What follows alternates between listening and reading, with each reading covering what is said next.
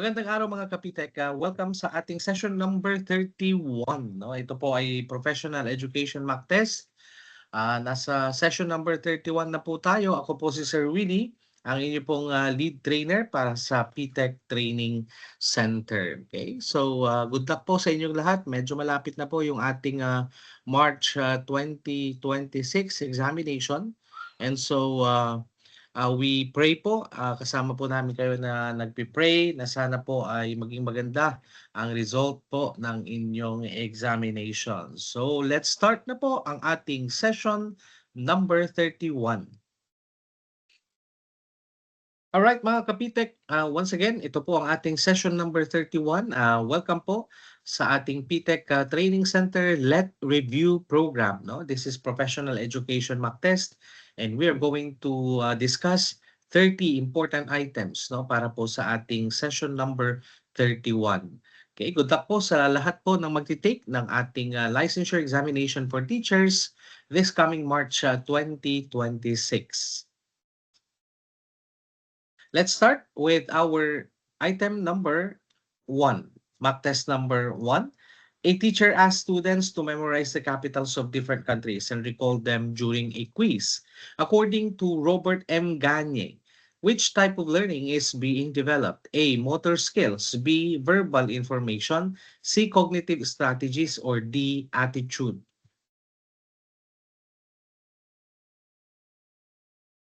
Correct answer for our mock test question number 1 is, you have to take note, this is professional education category, and we're going to have 30 items no, for session number 31. So very clear, no? According to Robert M. Gagne, no, the one that is being specified, no, if you ask students to memorize, ay ito po ay may kinalaman sa letter B, no, verbal information. Bakit? Because according to the type of learning na na-discuss, no, ang verbal information daw involves no, declarative knowledge as yung memorization of facts, names, and places. Kumbaga ito ay nasa level po according to the latest no na cognitive taxonomy na nabanggit po natin in the previous discussion. Ito po ay under ng remembering, right? So verbal information is the correct answer. Hindi po siya motor skills, definitely. Cognitive strategies, higher level na po ito. And then of course, not definitely on the attitude. Question number 1, correct answer is letter B. Now we go to question number 2. A science teacher trains students to identify plants based on their leaf structures and classify them into groups. Which category of learning does this activity illustrate? A. Intellectual skills. B. Attitude. C. Motor skills. Or D. Verbal information.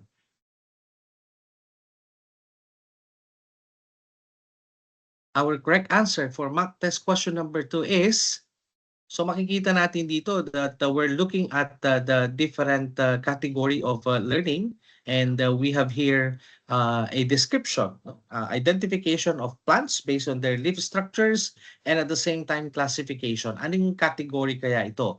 Intellectual ba yan? Attitude ba yan? Motor or verbal information? So definitely, makikita natin yung sagot dyan that it's letter A, under siya ng intellectual skills. Bakit? No? According to the category of learning on intellectual skills, ito daw ay nag-i-involve no, ng procedural knowledge as identification, classifying, and understanding relationships among objects. So it is a little higher compared with that of the verbal information pag sinabi po natin na intellectual skills. Alright? Question number 2 is letter A. We go to mock test question number 3. A student sets study goals, monitors progress, and changes study methods when learning becomes difficult. Which type of learning is primarily demonstrated? A. Motor skills. B. Cognitive strategies. C. Verbal information. Or D. Attitude. Keywords natin dito ay monitoring progress and changing study methods when learning becomes difficult. There's a little bit of an adjustment on this particular part. So, anong tamang sagot natin dito? Correct answer for question number 3 is, Tama ka kung ang sagot mo ay letter B, no? Ito ay tumutukoy doon sa cognitive strategies that would be differentiated with that of the first two types na nabanggit na natin. Ano bang binabanggit ng itong cognitive strategies na to? It refers to the skills or the skill for managing learning such as planning, monitoring, organizing, and modification of strategies. All right, that's for question number 3. We go to question number 4. A teacher instructs students in proper driving techniques using coordinated hand and foot movements. What type of learning does this represent? Intellectual, attitude, motor skills, or cognitive strategies? Go. All right.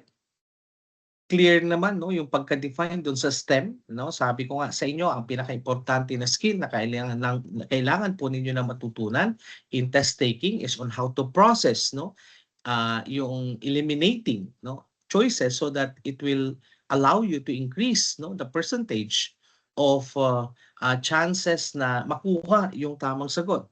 If there will be 4 choices here, there will always be a 25% na pwede mong makuha yung tamang sagot. But in the process of elimination, if you will be able to remove at least 1 or 2 of the different of the 4 choices, then you will increase your chance of getting the correct answer by 50%.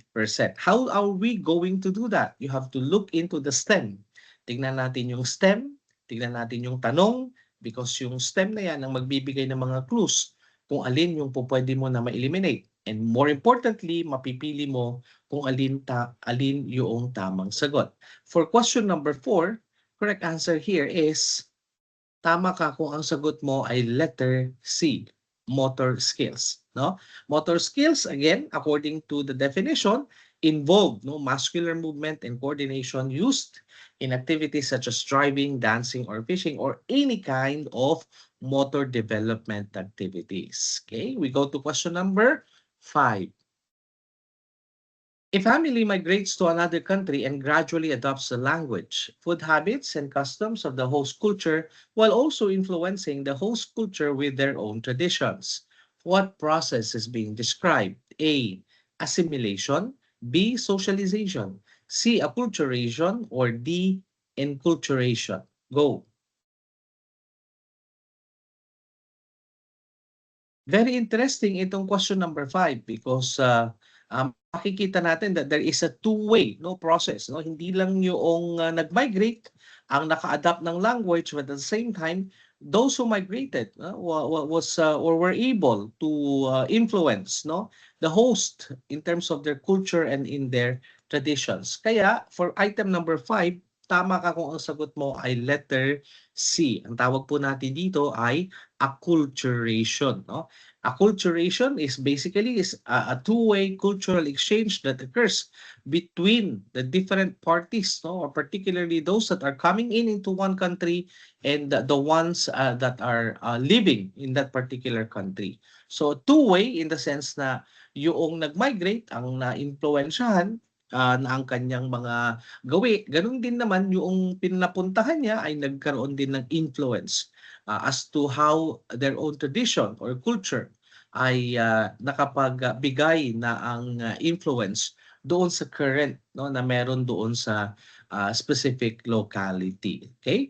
Correct answer natin dito ay acculturation. Question number 5. We now go to question number 6. A school introduced a new science curriculum emphasizing inquiry-based learning. However, students still show low engagement because teachers continue using purely lecture-based methods. Which component of the educative process is not properly aligned with the curriculum, causing the problem? A. Administration and instructional materials. B. Teacher and curriculum. C. Learner and environment. Or D. Content and administration. Go. All right? Correct answer here for number 6 ay it's letter, malinaw naman yung pagka-state doon sa STEM. Correct answer is letter B, the teacher and the curriculum. It's very clearly stated that there are two important factors na nabanggit doon sa STEM. Una, there is a new curriculum. Inquiry-based learning ang emphasis ng new curriculum na yon.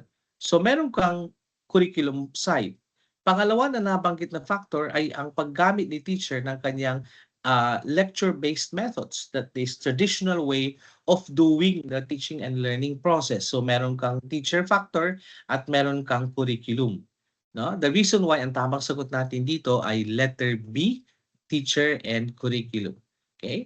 The curriculum promotes the inquiry-based learning, no? But the traditional way of doing it by the teachers will be the one causing, no, the misalignment, no, the problem in terms of the alignment between the two factors. So the teacher educative process factor and that of the curriculum factor. All right. So, learner and environment, no. So, malinaw naman yun, no? Dalawa lang na factors. But we're going to have other examples later as we go along. We now proceed to question number 7. A teacher prepares interactive multimedia presentations and laboratory kits to help students understand complex scientific concepts. Students become more active and motivated in learning. Which relationship among components of the educative process is primarily demonstrated? A. Instructional material supporting learner engagement. B. Administration controlling the curriculum. C. Learning environment replacing instructional materials. Or letter D. Content determining the administrative policies. Go.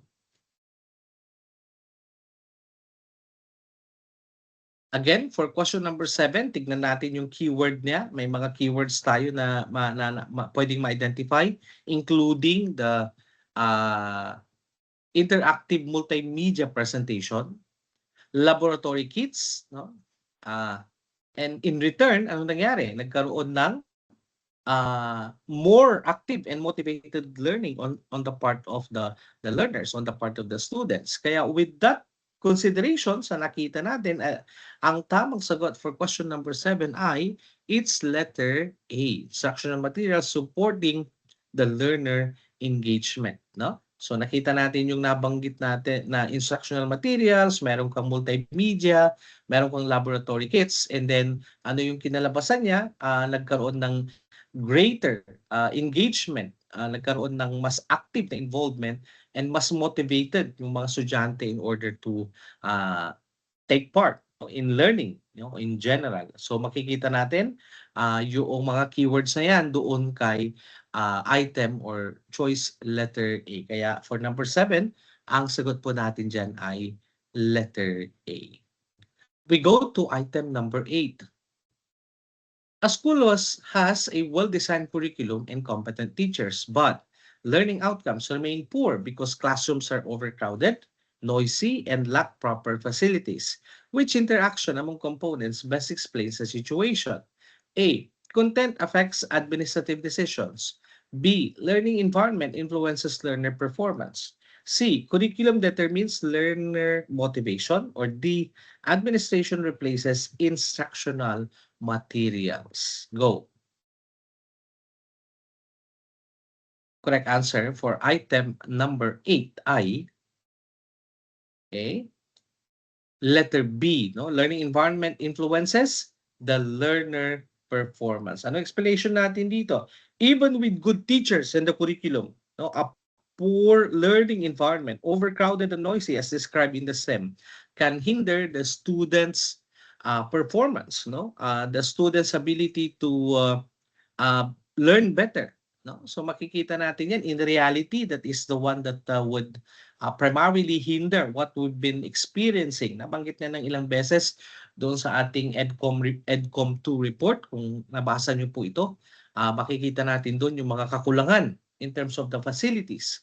So kung kulang yung mga facilities, that would fall under the learning environment.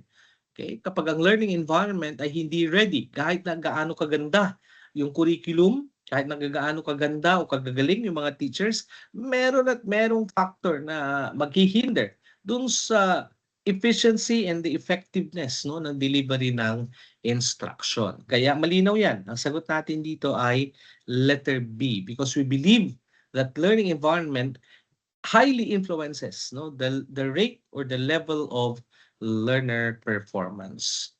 Moving on, item number 9. A child inherits traits such as eye color, height potential, and body structure from his parents. Which factor influencing growth and development does this illustrate? Are we referring to the A, environmental factor, B, genetic factor, C, nutritional factor, or D, cultural factor? Go. Okay, correct answer for item number 9I.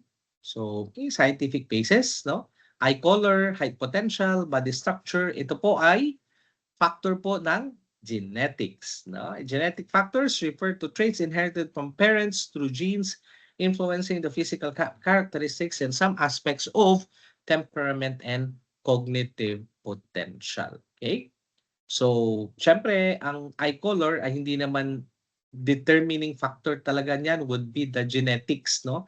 Na namamana mula sa ating mga magulang. Half of which comes from the mother and half will be coming from the father's side. No? Genetic factor po yun. Kasi it talks about the genetic material, the DNA, no? Being a double-sided. No? Na kalahati nito ay nanggaling sa magulang natin na the father, and then the half of which will come from the mother. Okay, question number 10. Again, nandito tayo sa development pa rin ng ating mga learners, how we understand them. That would also be crucial in terms of how we can design instruction para mas maging effective and efficient ito. A child who consistently lacks adequate protein, vitamins, and minerals shows delayed physical growth and difficulty concentrating in school. Which factor is most responsible for this condition? A, parenting style, B, nutrition, C, physical activity, or D, hormonal factors? Go. Okay, very clearly naman, no? Nabanggit natin yung proteins, nabanggit natin yung vitamins and minerals, and so therefore, ang tawag natin dito ay letter B, nutrition, no? We know that proper nutrition supports brain development, bone growth, and immune function, while malnutrition can delay both physical and cognitive development. So, kahit na gaano kaganda pa rin yung genetic makeup ng isang individual, it would not automatically be expressed. Okay? So long as there is a hindering factor na very glaring na nagkakaroon ng cause or ng negative impact doon sa manifestation, no, noong genetic material na yon, and that will fall under nutrition. Okay? Question number 11.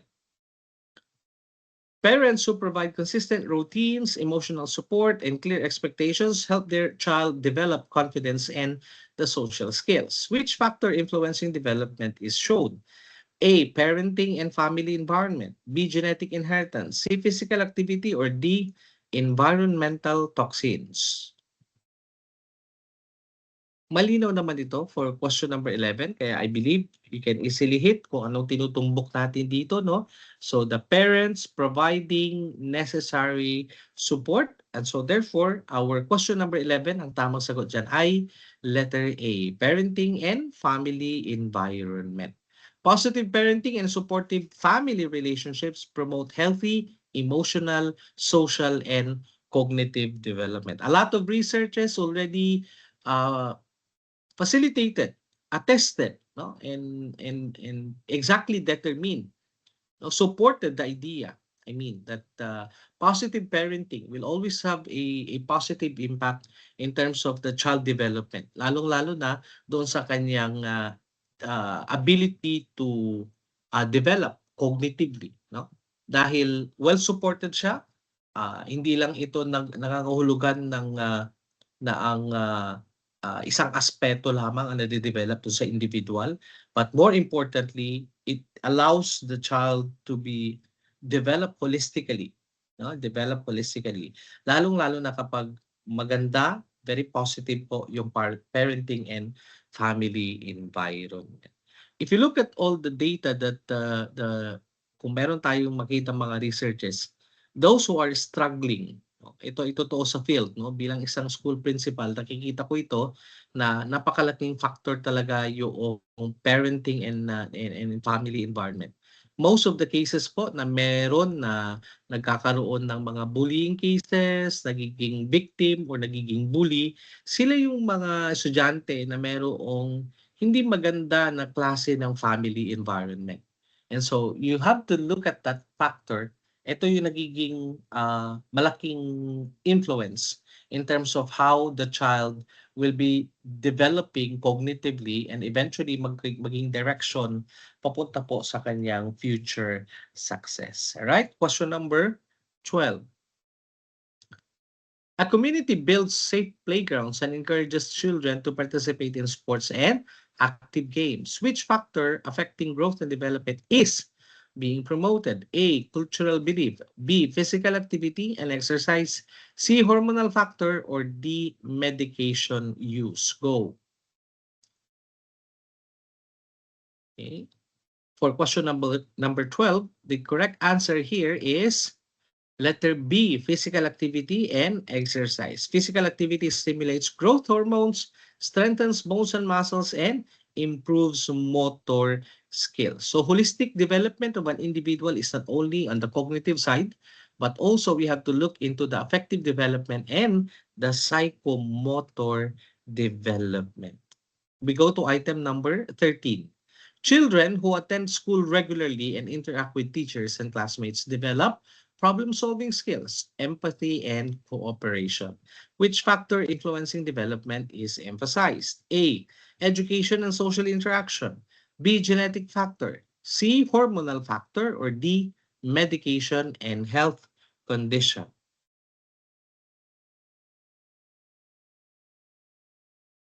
All right? Our correct answer for number 13 is, makikita niyo naman in the stem, no, kung ano yung tinutumbok niyan, no? It's letter B. No, it's letter B. Growth, we go back. Parang mali itong sorry. All right. For mock test question number 13, makikita natin yung tamang sagot natin dito, no? We have to take note of the correct answer.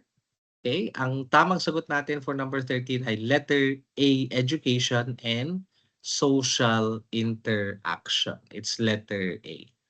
Okay. Ang question number 14, sorry, no, this is already a totally different question. Okay, which statement correctly differentiates growth from development? Okay, so again, may sagot na naka-flash on your screen. Growth refers to physical and measurable changes, while development includes overall changes in the structure and the development of the individual. Kaya ang sagot natin dito ay letter B, no? Growth refers to physical and measurable changes, while development involves both quantitative and the qualitative changes, no? So yan yung pinaka-distinct na comparison between ano nga ba yung pagkakaiba ng growth and development. Are they totally isolated from one another? Not necessarily, right? The growth and development should be intertwined. The growth, qualitative or quantitatively, should have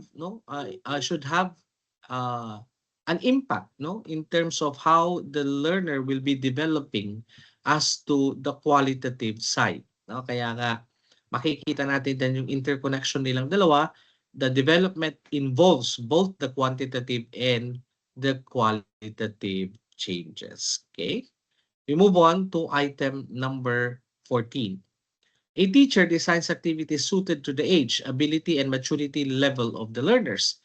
Which principle of growth and development is being applied? A. Principle of individual differences. B. Principle of interaction. C. Principle of spiral advancement. Or D. Principle of integration. For number 14, we are looking at age, ability, and maturity level of individuals. So if there is the design of the activities that would be suited to these different parameters, anong particular principle ang binibigyan natin ng pansin for item number 14? You are correct if your answer is A. Yan, no? Individual differences yan eh. No? Hindi naman yan interaction, spiral advancement, or integration. But we are looking at the differences of the learners or the students inside our classroom in terms of their age, their ability, and the maturity level ng ating mga estudyante. Each of them ay may kanya-kanyang pacing. Maaaring magkapareho ng age, pero hindi po magkakapareho ng abilidad. Hindi rin po magkakapareho ng maturity level. Ha? At hindi rin po magkakapareho ng iba pang mga qualitative na mga activities. Kaya binibigyan din natin dito yung tinatawag na individual differences. Children develop at different rates, so instruction should match also their abilities. Paano natin nakikita yan inside the classroom? So may mga individual differences tayo in terms of the interest. So kapag si teacher naggrupo according to the interest ng mga bata, then na-address natin, no, yung differentiation ng ating mga activities. Okay? The differentiation of the activities should have a particular basis. At ito ay maaaring magmumula doon sa kanilang pagkakaiba-iba ng interest or pagkakaiba-iba ng cognitive development. Kung pwede rin po yun. Alright? Individual difference pa rin ang tawag natin doon. For question number 15, which principle of development explains that development continues throughout life from conception until death? A, principle of continuity. B, principle of integration. C, principle of interrelation. Or D, principle of uniformity pattern. Go. Ang keyword natin dito ay conception until death. In this particular case, ang tamang sagot po natin, mga kapitek, ay letter A. No? Development is a continuous process from womb to tomb. Ayan, principle of continuity. Question number 16. A baby first controls head movement, then arm movement, and later leg movement. Which principle of development is illustrated? A, proximodistal principle. B, cephalocaudal principle. C, principle of integration. Or D, principle of predictability. Go.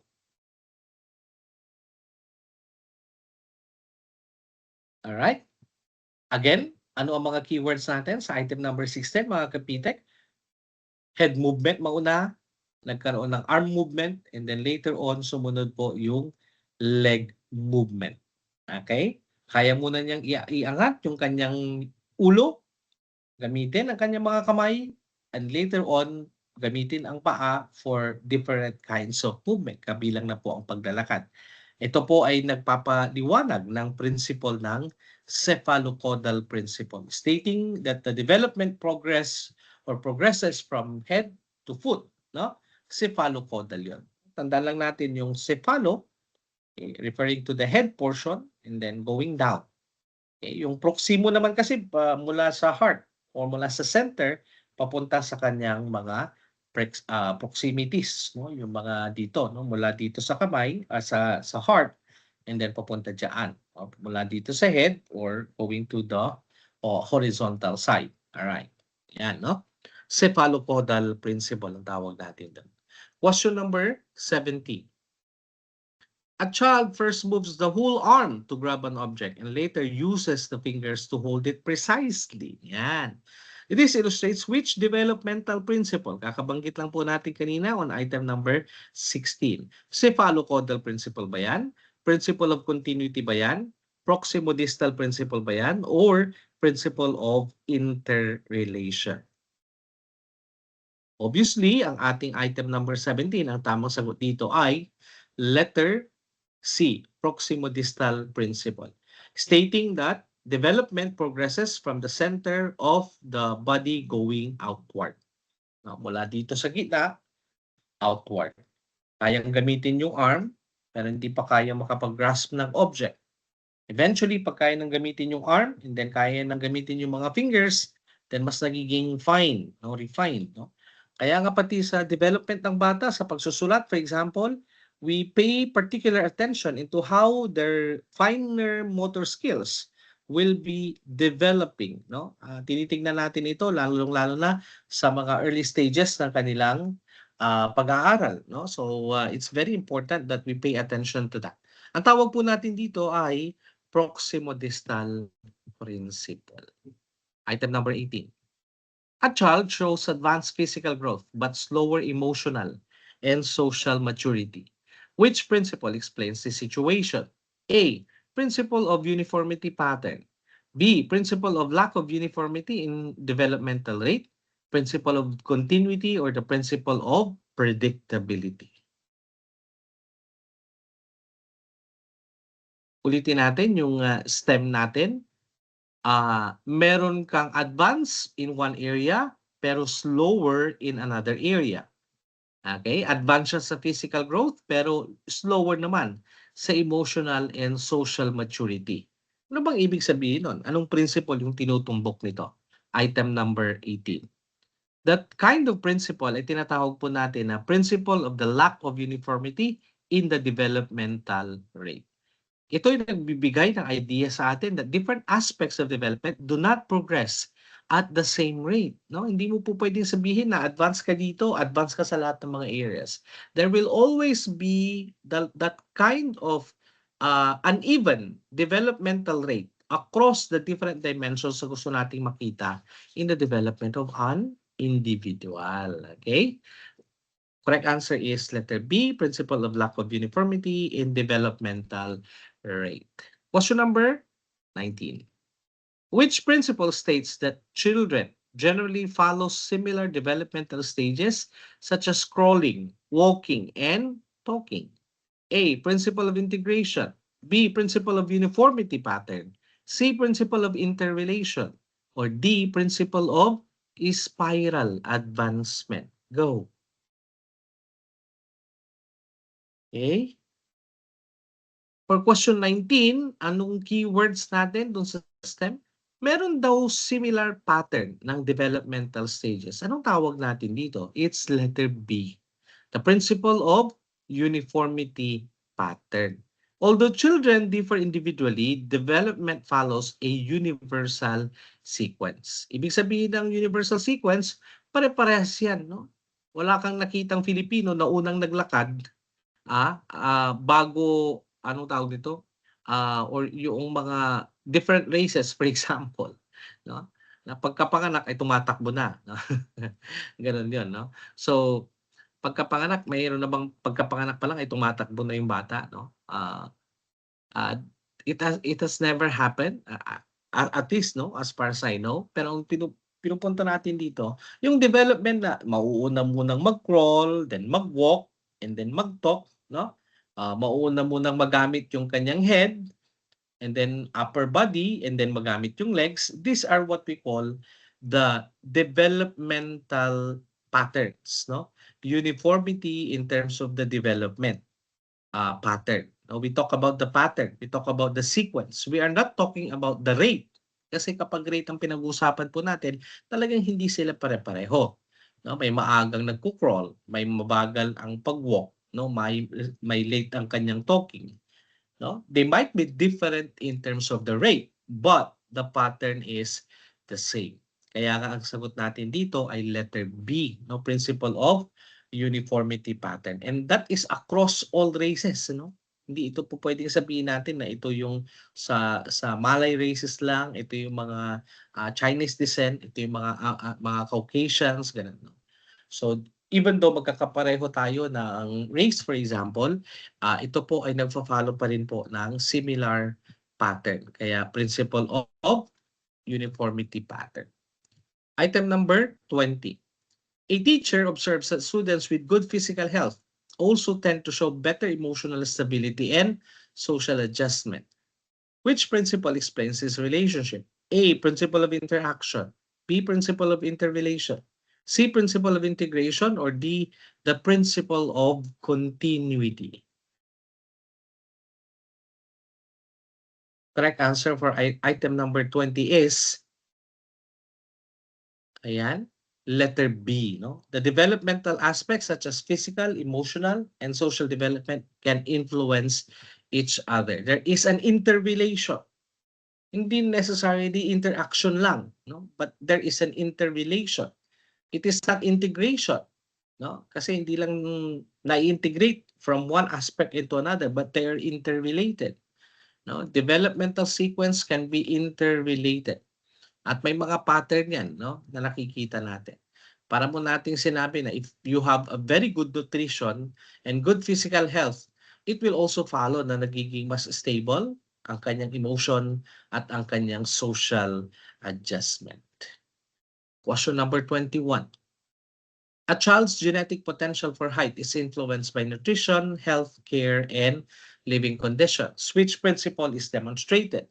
A. Principle of maturation. B. Principle of interaction between heredity and environment. Or C. Principle of spiral development. D. Principle of predictability. Mga kapitek, anong sagot natin dito? Huwag mong kakalimutan kung nanonood ka dito, you can comment down below ano pa yung mga gusto mo na bigyan natin ng emphasis, anong review session ang gusto mong marinig para especially for you ay kaya po natin gawin yan dito po sa PTech Training Center. Okay? Ano nga ulit ang ating tamang sagot for item number 21? Height, potential, influenced by nutrition, healthcare, and living conditions. Anong tawag natin dito? Anong principle yan ang tinutumbok ng item number 21? It's letter B. No? Principle of interaction between heredity and environment. The development results from the combined influence of heredity and environment. No matter how good the genetic material is, if it lacks the necessary nutrition, if it lacks the necessary fundamental support as to living conditions and healthcare, there will be a tendency that it will not be manifested. No, it will not be merong term na ginagamit doon sa yung hindi yung genotype at saka yung phenotype. Pag sinabi natin na genotype, yun yung kanyang allele pair, no? Pero pag phenotype, yun yung expression of the gene. Ayan, okay?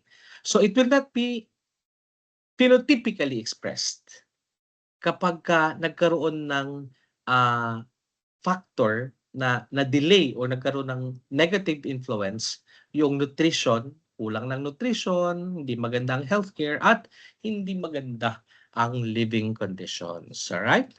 So again, hindi ito mai-expressed phenotypically. Alright? Question number 22.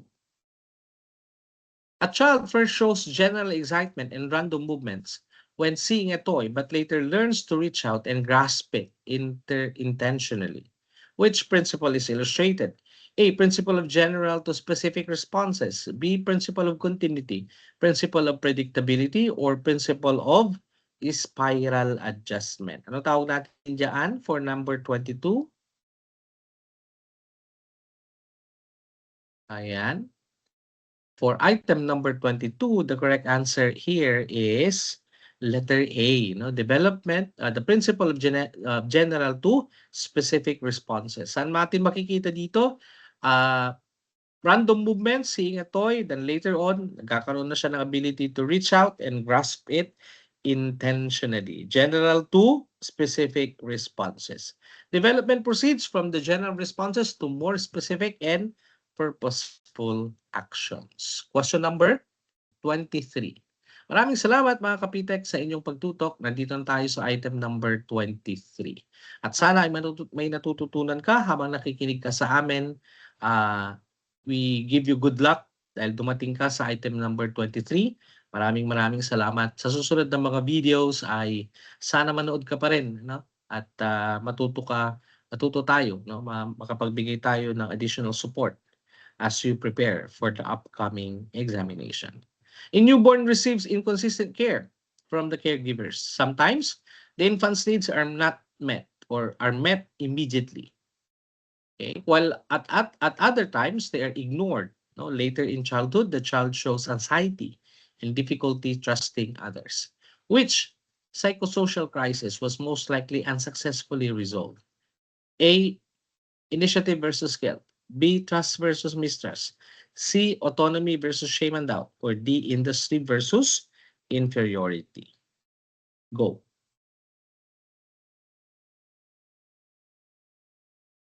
For item number 23, ang correct answer po natin dito ay it's letter B. Alright? In the infancy stage, inconsistent caregiving prevents the development of trust, no, among within the individual, no? Instead of trust ang madi-develop sa kanya, magkakaroon ng mistrust. Ganoon din 'yon, no? Pagka hindi na-develop yung initiative, guilt yung nagiging nabubuo, no, for that particular individual. According to Eric Erikson ito. Autonomy naman, pag na-develop, pag hindi naman, magkakaroon ng shame and doubt. Industry versus inferiority ang mangyayari naman in other areas of development. Okay? Next, question number 24. A teacher encourages preschool learners to plan activities, lead small group games, and make simple decisions.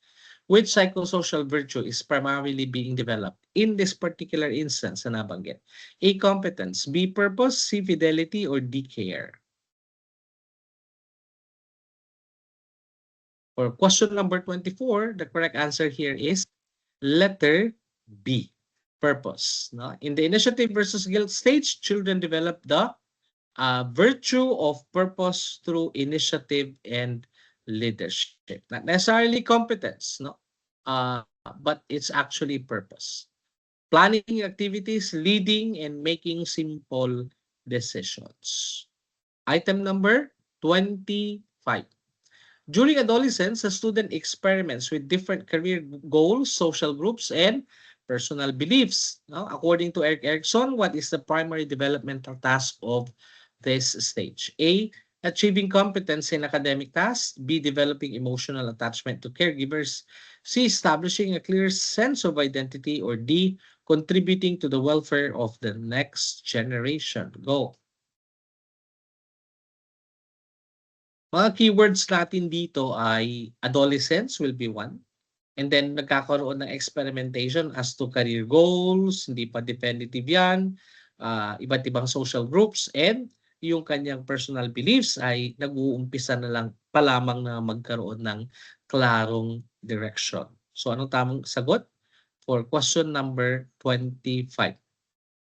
It's actually letter C, no? Establishing a clear sense of identity. If not, no, the adolescents no, can encounter a certain dilemma, identity versus the role confusion, where individuals form a stable sense of self. No? In this particular case, item 25, correct answer is letter C. We go to item number 26. A 10-year-old student works hard to complete school projects and receives recognition for academic achievements. According to psychosocial theory, which virtue is likely developing? A, love, B, hope, C, competence, or D, wisdom? 10-year-old working hard to complete the school projects. Obviously, for number 26, ang tamang sagot ay letter C, na competence. In the industry versus the inferiority stage, successful mastery of the task leads to the virtue of competence. Okay? Malapit na po tayo. Item number 27. Which prenatal stage is considered most vulnerable to environmental teratogens because major organs and body structures are already forming? A, germinal stage, B, embryonic stage, C, fetal stage, or D, neonatal stage? Go. Correct answer for number 27 is letter B. No, ang stage po na to ay ang embryonic stage. During the embryonic stage, organs and body systems begin forming, making the embryo highly sensitive to environmental influences. Okay? Most vulnerable to environmental teratogens, no? At saka kung yun lang sana ay nakalagay, pwedeng sumagot ka ng letter A, the germinal stage. But meron pang karugtong because major organs and body structures are already forming. So may another qualification dyan. Kaya ang tamang sagot ay letter B. Yung germinal stage kasi, ito yung period na kung saan magmi-meet pa lang yung egg at saka ng sperm. No? Germinal stage yun. No? And then kapag nagkaroon na ng fertilization, then nag-undergo na ito ng embryonic stage development. Okay? Item number 28. A toddler insists on feeding himself and choosing his own clothes, but caregivers constantly criticize his attempts. According to psychosocial theory, the child is at risk of developing which outcome? A. Role confusion. B. Shame and doubt. C. Inferiority. Or D. Isolation. Go. Correct answer for number 28 ay letter B. Shame and doubt. Kasi nag-uumpisa ng maging independent 'no, yung isang individual at this particular stage. So, kung hindi ito nabigyan ng pansin during the autonomy versus shame and doubt stage, excessive criticism discourages independence and leads to shame and self-doubt 'no. Nagkakaroon ng questioning about yung kanyang awareness, ng kanyang ability to understand kung ano nga ba siya. So, that will be leading to shame and doubt. Nabanggit nga natin dito. Okay? Question number 29.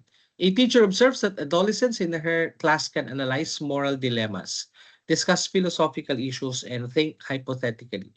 Which developmental change explains his abilities? A. Sensory motor thinking. B. Concrete operational reasoning.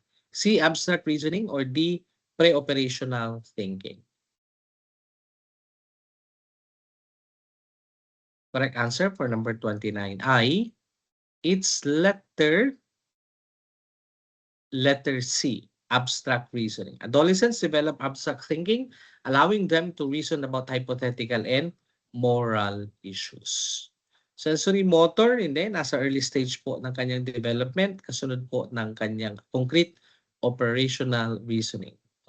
And of course, we also have the pre-operational thinking. For this particular case, yung ability to analyze, discuss, and think hypothetically will fall under abstract reasoning. Kaya ang tamang sagot ay letter C. Mga kapitek, nasa question number 30 na tayo. An elderly person reflects on life with satisfaction, believing that their experiences were meaningful despite the difficulties. According to psychosocial theory, which virtue has developed? A. Fidelity. B. Care. C. Wisdom. Or D. Hope.